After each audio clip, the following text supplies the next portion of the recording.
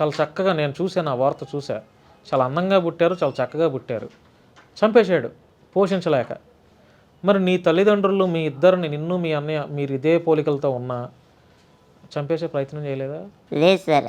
అంటే మరి మీరు మీరు చెప్పింది ఆ సిటీయో తెలీదు, విలేజో తెలీదు. ఆ, నాకైతే విలేజే విలేజ్‌లో అనేది ఎక్కువ మానవత్వ దృక్పథం ఉంటది. ఉంటుంది. దానికి తోడు తల్లి అనేది తన ఇష్టంతో కంటది కాబట్టి బిడ్డని ఎలా పుట్టినా, అంగవైకల్యంతో పుట్టినా, ఎలా పుట్టినా మనిషి ఎలా మంచిగా పుట్టినా తల్లికి తన మాత్రం ప్రేమే. ప్రేమే.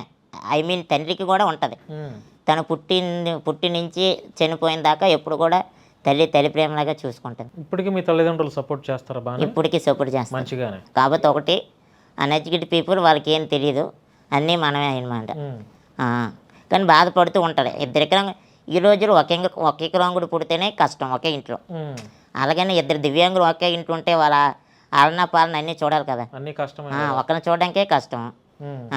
అలాగే ఇద్దరిని అంటే చాలా కష్టం కదా. ఇప్పుడు నువ్వు బాత్రూమ్, టాయిలెట్స్ ఇవన్నీ నువ్వే చేసుకుంటావా? నేనే చేసుకున్నా. అది ఫ్రెండ్స్ సపోర్ట్తో అలా బయటికి వెళ్ళిపోతూ ఉంటాను. వెళ్ళిపోతూ ఉంటావు. ఎంత బయటికి చేసుకున్నా ఎప్పుడో ఒకసారి గూటి చేరాల్సిందే కదా. చాలా మరి ఇంటికాడ పరిస్థితులు కూడా ఉంటాయి కదా. అలాంటప్పుడు తల్లిదండ్రులు మరి చూస్తూ ఉంటారు. పర్లేదు, బాగానే చూస్తారా తల్లిదండ్రులు? బాగా చేస్తారు. రీల్స్ కూడా బాగా చేస్తున్నావు కదా చక్కగా. చేస్తాను.